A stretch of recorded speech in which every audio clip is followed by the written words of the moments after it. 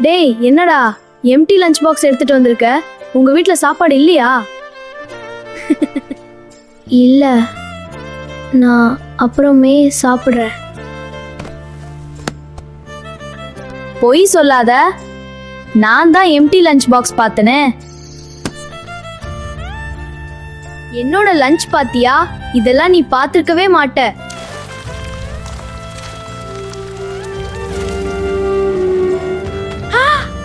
அம்மா இன்னைக்கு லஞ்ச் சூப்பரா இருந்துச்சு. அப்படியா கண்ணா?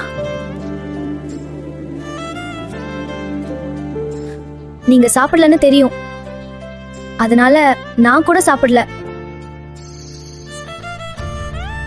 ஆனா இந்த சாப்பாடு எப்படி?